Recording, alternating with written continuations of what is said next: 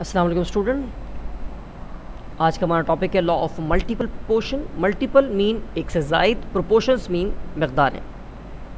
In 1803, John Dalton recognized that given set of elements may combine more than one set of proportions. Moreover, we find that if two elements combine to form more than one compound, the mass of one element that combine with the fixed mass of the other element are in the ratio of small whole number or simple multiple ratio. इस law में John Dalton क्या कहना चाह रहे हैं? 1803 में ये law present किया था और इस लॉ में जॉन डेल्टन ये कहना चाह रहे हैं कि अगर दो एलिमेंट्स यानी कि लाइक कार्बन एंड ऑक्सीजन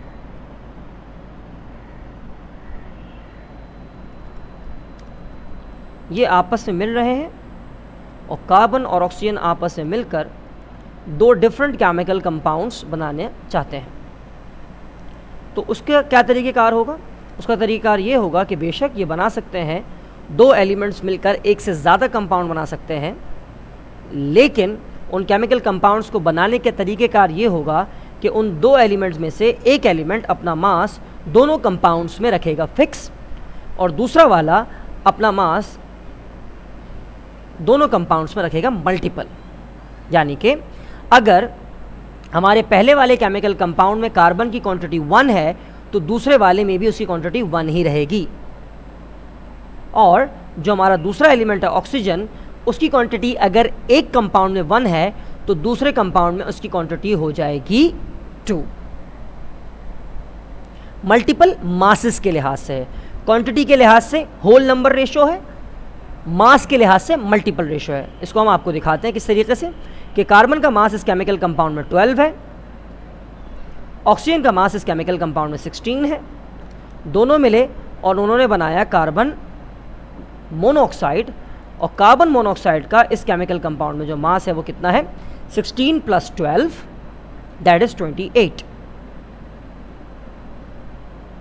और नीचे वाले केमिकल कंपाउंड में हम देखते हैं कार्बन का मास यहाँ भी 12 है प्लस ऑक्सीजन का मास यहाँ पर है 32, और दोनों मिलकर जो कंपाउंड बना रहे हैं वहाँ पर उनका मास होगा 44।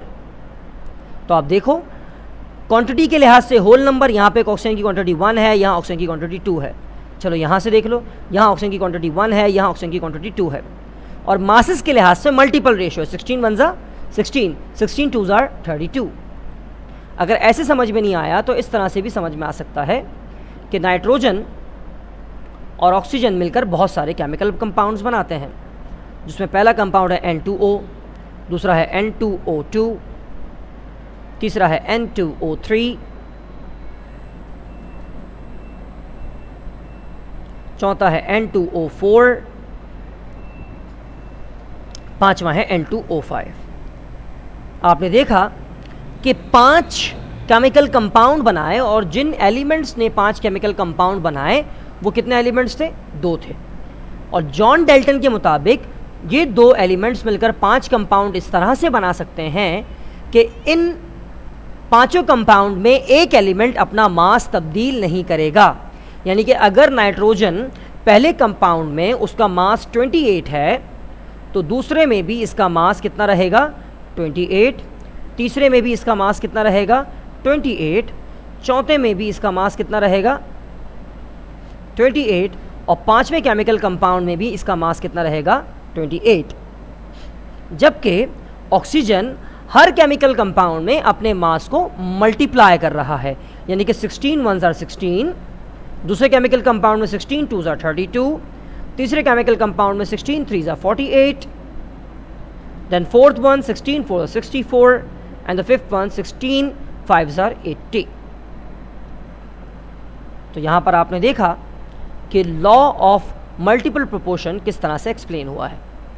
लॉ ऑफ मल्टीपल प्रोपोर्शन दोबारा पढ़ देते हैं। इफ़ टू एलिमेंट्स कंबाइन, अगर दो एलिमेंट जुड़ते हैं, to form more than one compound, इसलिए कि वो एक से ज़्यादा कंपाउंड बनाए,